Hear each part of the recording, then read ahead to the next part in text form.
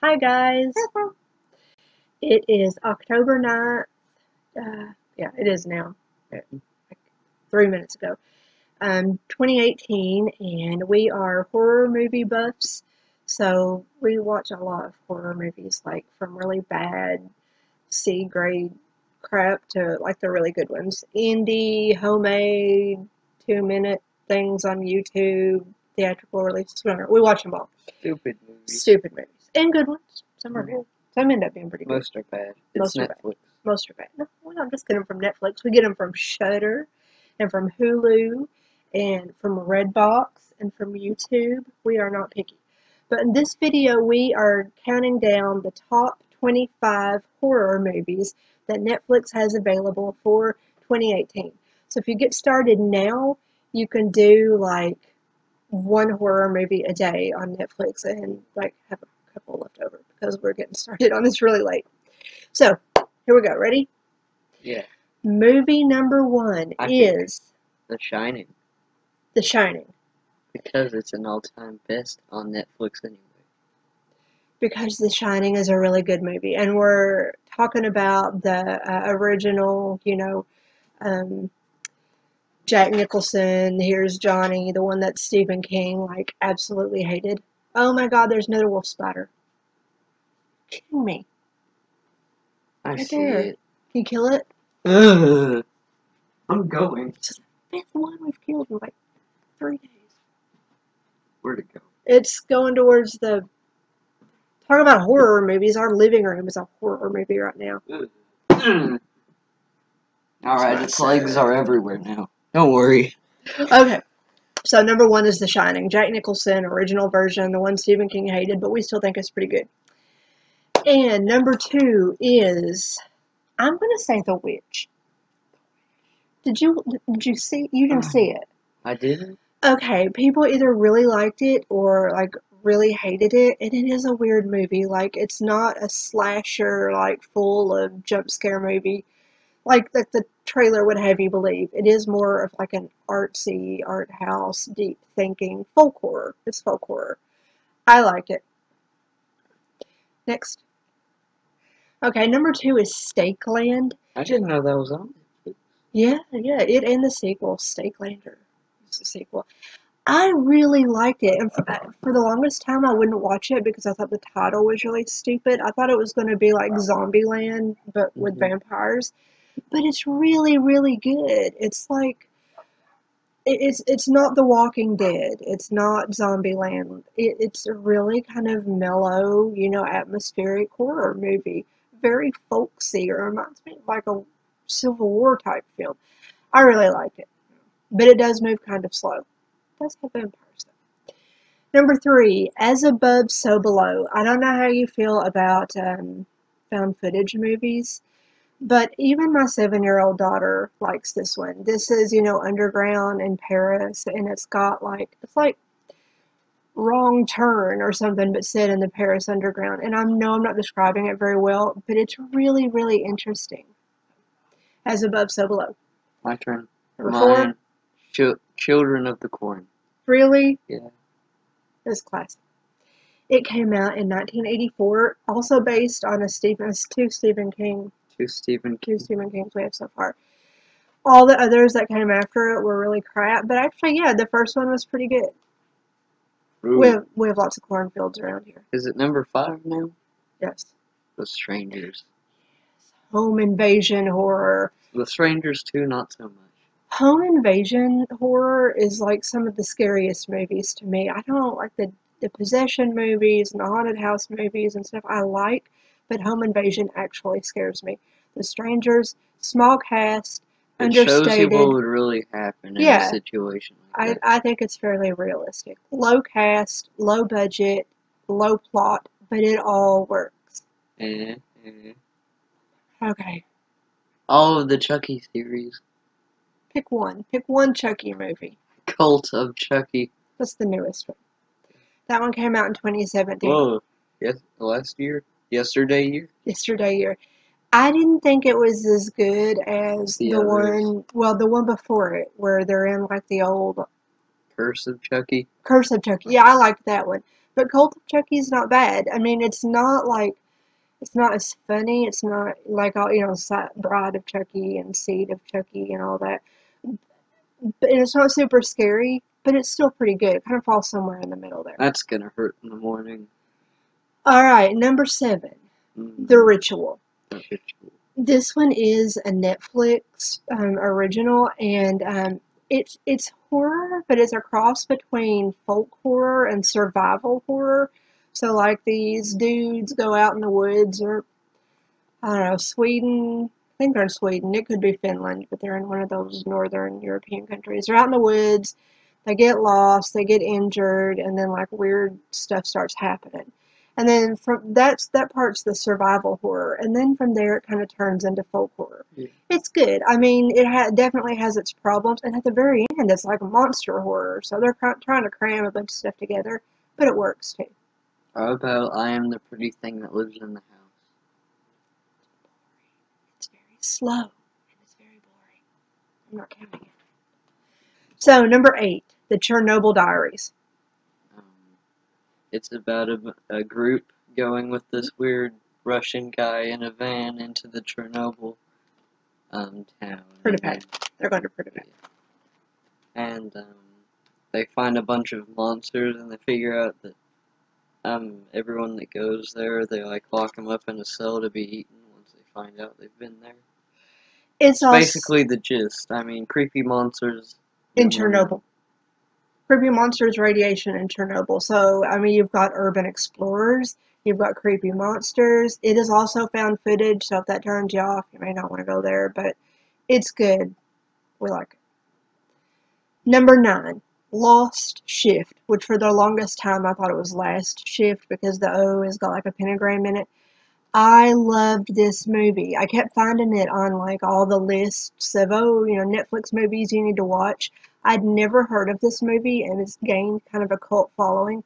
It is so good. It's about this police officer, and they're building a new jail. So she's taking this kind of last shift at the old jail, and she's in there all alone, and really crazy, creepy stuff happens to her. I watched it late at night by myself, and it actually kind of scared me. But I think Creep 1 was better. Creep 1 was better, but Creep 2 wasn't bad. If you haven't seen the Creep movies, they're about this guy who places ads like on Craigslist or something, for a videographer, and then when the videographer gets there, the dude is super, super weird. It is also found footage or kind of mockumentary. It's really hard to explain, but it is all, filmed from first-hand video camera. I love it. We don't want to give it away. Okay. I know. Well, it's not that obvious. You don't know from the very beginning. You know something's going to happen, but you don't know what. I love the Creep movies. I think they're really good. Like the main guy, wrote it and directed it and produced it and stuff. It's about as low budget and indie as you can possibly get. And number 12, Before I Wake. It is, here's my daughter. Woo! She loves this movie. It's not really so scary so much as it is kind of spooky and creepy. But it's about this little boy who goes, he's a foster child, his mother is dead, and he goes to all these different foster families, and something bad happens in all of them.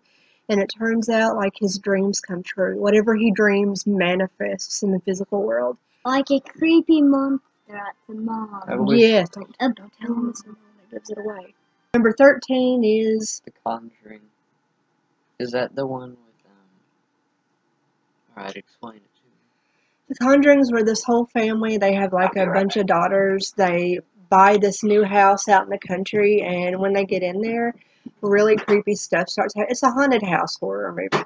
It's also based on a real investigation done by Ed and Lorraine Warren. And if you're like me and you have issues with the Warrens, you may think you should stay away from this movie, but they're not annoying or anything. The Warren part is just a really small part of the story, and it's good. I mean, the actors all do a great job. It really is a good spooky haunted house movie. The sequel, the whole Conjuring universe is actually pretty good. The Conjuring 1, The Conjuring 2, Annabelle, Annabelle Creation, The Nun, all of those are alright. But the original Conjuring is the best. Red Dragon. Originally, this was it's a book. It's a book in the same universe as Silence of the Lambs and Hannibal.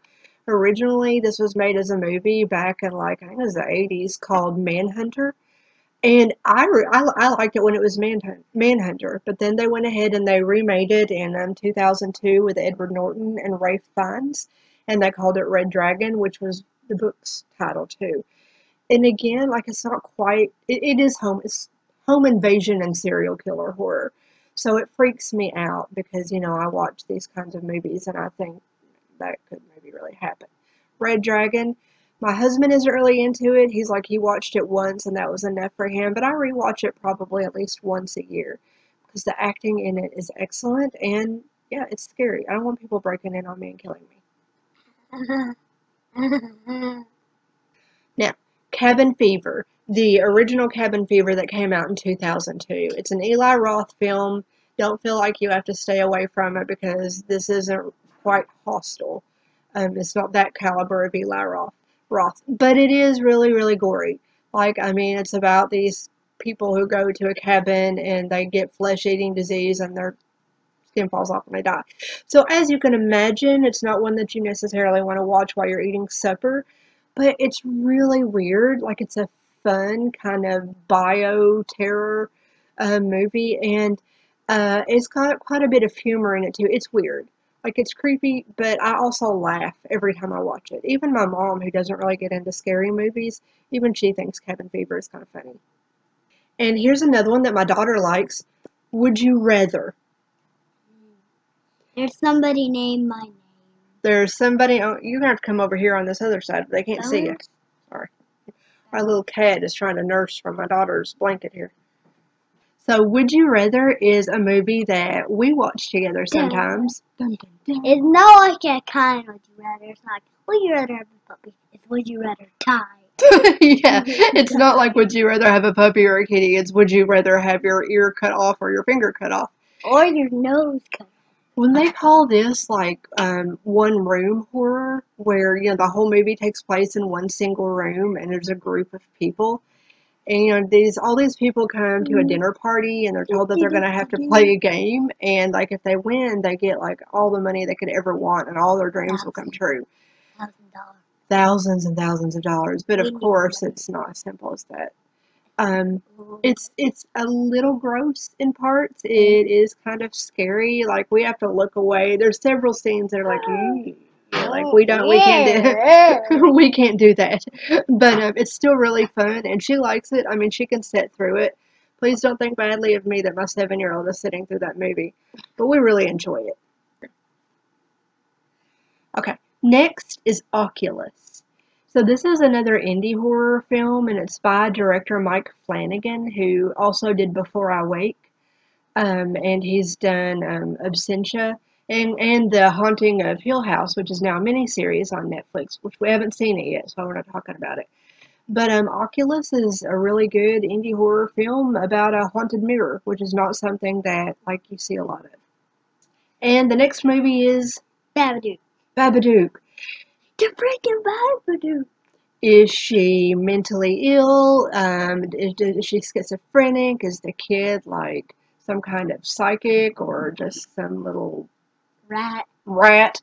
Or is there like a real Babadook monster? We don't know. We don't care. It's still a good movie. We're not telling you. She gets scared when she watches it. Our next one is Sam's idea, but one of Iris's favorite movies. It is 47 meters down. 47 meters down. It is animal bio horror. It is about sharks. And people go out for a shark tour. They're put in a cage. The cage comes loose. And guess how far down they end up going into the ocean? 47 meters down. 50 meters. It is fun. Is it? You know exactly what you're getting with this movie. It is fun. It is Terrifying. like satisfying. There's no deep message here or anything. You get what you think you're going to get. Now, for me, The Invitation is another one. It's not one that the kids can really sit through. It's really slow. It's a thinking movie. It's basically they sit around and talk. Not quite one room horror because they're in like three different rooms, but it is very much a secluded, like there's not a lot of action and other sets in it. I love The Invitation because I really enjoy movies about cults. And this one is a slow burn. Like when you start watching it, it moves really, really slowly. You know, all these people come over for a dinner, what they think is a dinner party with friends they haven't seen in a while. And there's a sort of undercurrent of hostility or an undercurrent of something being weird, but it doesn't become clear as to what, it is until the very end. And it kind of goes out in a bang. I love this movie. I can't say enough good things about it.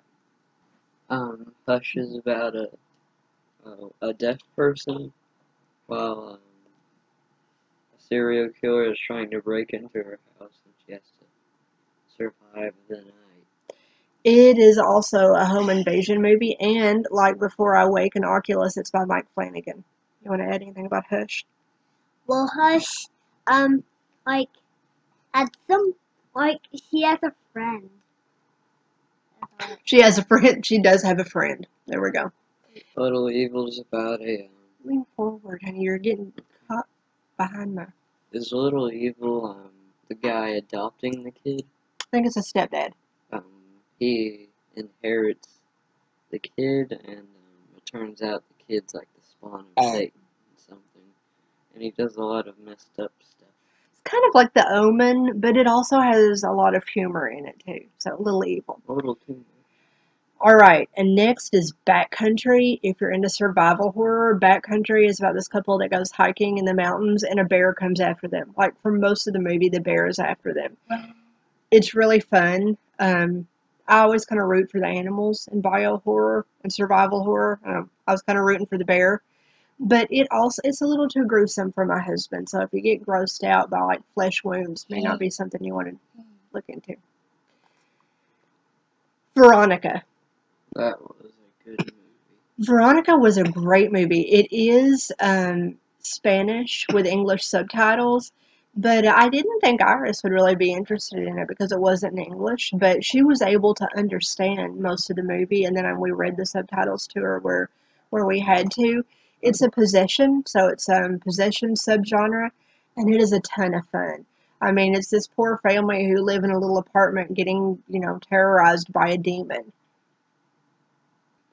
Next, we have A Dark Song. This is kind of folk horror or magic horror.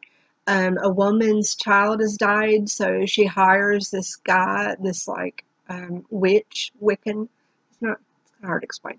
To come and do this ritual with her, and the ritual takes 6 months to do. And at the end, she will meet her guardian angel, and she can ask him anything of him that she wants. So the whole movie takes place in this house that she's rented. They're not allowed to go outside, and it's just the two characters performing this ritual. And as time goes on, things get spookier and crazier and crazier. It is a very slow moving movie, but it's definitely horror, or at least creepy. And it's also kind of a beautiful movie too. Like I was scared and I walked away from it. Like I really thought a lot about things by the time it was done. Next. Train to Busan. Is that how you say it? Yes, go for it. It's a zombie. I'm gonna go. Like a Korean zombie movie. Yeah, they're going on a train to Busan. I'm gonna go out on a limb and say it's a mythical movie. Aren't zombies considered a myth? I think zombies kind of have their own subgenre now, I mean, zombie horror. It could technically be something, maybe not like the movie say. That's true. That's true. We don't really know. Fiction, non-fiction? It's definitely fiction. I don't think zombies have taken over the Train to Busan. We've never been. Maybe they did. Yeah. You know those Busan. Alright. So we've totally lost count, but that's okay. We're still going to go over the rest of the horror movies on Netflix that we like. Next, we have The Reaping, which is definitely religious horror, but also could fall into folk horror. So the main character is Hilary Swank, and she's a scientist, formerly really religious, who goes into where they're having religious miracles, and she tries to debunk them. So she gets called to this small town in the South where all these things are happening that look a whole lot like revelations. And she's trying to prove to them that none of them are real, that they have like it's natural phenomena. But the longer she stays, the more convinced she becomes that maybe there really is something bad going on. The reaping. Yep. Tucker and Dale versus Evil. That's got to be a guy movie. It is. Yeah. It's about two guys going on a vacation. They're in a log cabin. There's a group of teens. I think one of their friends dies. They blame it on the two guys, Tucker and Dale, and they start trying to kill him, but they keep on killing themselves, and they're just really confused. They're just trying to have a vacation. It's funny. One of them jumped in a wood chipper. It is funny. It's cute. The Veil. So if you're into cult horror, The Veil is one of the better ones. It's kind of based on, Jonestown. It's like there's this one girl. She was the sole survivor of a mass suicide in a cult like Jim Jones's cult. And these filmmakers are taking her back to the jungle where this happened, and they're doing kind of a documentary on it. While they're there, weird stuff happens, like maybe the place is haunted, or maybe there's a demonic presence, we don't know. Maybe it's them. But things go awry, and that is The Veil. It's a dark comedy. What can Don't we say watch about it if you- Tusk? It's disgusting. Wait, don't whisper to me. When we're finished talking about this, you can talk in your normal voice. Tusk is disgusting. And I watched The Walking Dead. It's awesome. I watched Cabin Fever 2, 15 whole minutes in. That's a world record. Yeah, Cabin Fever 2, we only got 15 minutes into it, we had to turn it off, it was too gross. Tusk is very disturbing at the end. It's Kevin Smith. Like, I couldn't have walrus sit around me for about a week. If you don't really get into Kevin Smith movies, you may want to stay away from this one. But it's kind of a monster movie. I think it's hilarious. This guy is, he got saved by a walrus. And Now he's trying to recreate the walrus that saved him. Let him be surprised. I gotta tell him. No, you don't have to tell him. Okay, moving on. Alright, here's the plot. No, quick. Pay the Ghost. Pay the Ghost. It's a Nicolas Cage movie. Yeah. So, here, move over here. It's basically this guy trying to pay a ghost. This is basically this guy trying to pay a ghost. It's about this guy whose son disappears on Halloween night. And over the course of the next year, he keeps getting signs that his son may still be out there, like, trying to get a message to him. And he discovers that lots and lots of kids have disappeared on Halloween night. So the movie's not bad. For a Nicolas Cage movie, it's not bad. But what I feel about it is they got, like, all the way up to the end of the movie, and then they didn't know how they were going to end it, or else they ran out of budget. So they just threw an ending onto it and said, nobody will watch it, so it won't matter. Everyone watched it. Yeah, everyone watched it, and it did matter. It's about, as good as a Nicolas Cage movie would get. Yeah, like, it's not as good as Face Off, or Con Air. Are you really Or comparing Pay the Ghost to Face Off? well, those are no. Oh, There was an okay. actual movie called Face Off There with is? Nicolas Cage and John Travolta. They get their faces cut off and put on the other one's face. Oh, Yes, Face Off. Yes, and that movie was actually pretty good. It was an action movie, so it's not as good as that one or Con Air, but it's not as bad as, say, the Wicker Man remake. I can't even go there. Y'all have no idea how much I love the original Wicker Man movie. The fact that Nicolas Cage, like, I was rooting for the witches by the end of the movie. It's like Rosemary's Baby. My My legs! legs! Not the bees! The bees! Forget that you're burning in a tower, Yeah. man. The bees! In the original, like, it was before they had all these rules about animal cruelty in movies. So in the original, when they put the guy in the Wicker Man, they had goats and stuff above him. And, like, some of the goats got so scared they peed on the dude. I was hoping that goats would pee on Nicolas Cage. This is where we got in the movie. So 1922 would be our third or fourth Stephen King story on the list. It's based on a novella in one of his other stories. Thomas Jane plays the lead guy. He lives on a farm in the Midwest. Poor dude just wants his farm, and his wife wants to leave him, and she's gonna like sell the farm, and he doesn't want her to because he doesn't want to go live in the city. So he kills her, and he hides the body, and that's where things start going wrong. Thomas Jane puts in an excellent performance in this movie. It's a period piece set in 1922. Shocker, I know. 1922, Give it. Cornish sailed the ocean blue. Yes, this is what Kentucky education is like. Another Netflix original, This Is How It Ends. I kind of think maybe they came up with the title because they originally had a question mark at the end. This is how it ends, because the ending of this movie kind of sucked. But the rest of it was good. It's kind of Armageddon horror, into the apocalyptic horror. That's it, apocalyptic horror. It's also kind of a road trip movie, like a road trip horror apocalyptic film, if you will. I really liked. I love Forest Whitaker. Like, Forest Whitaker can really do no wrong in my book.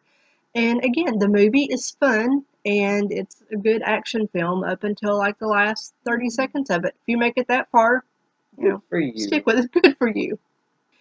Interview with the Vampire. I know Anne Rice kind of threw a fit when the movie first came out because she didn't think that Tom Cruise could play the part, and then apparently she watched A Few Good Men and she decided, yeah, okay, maybe he can act, so he might be alright in the movie. And then the movie came out and she was like, hey, that wasn't so bad.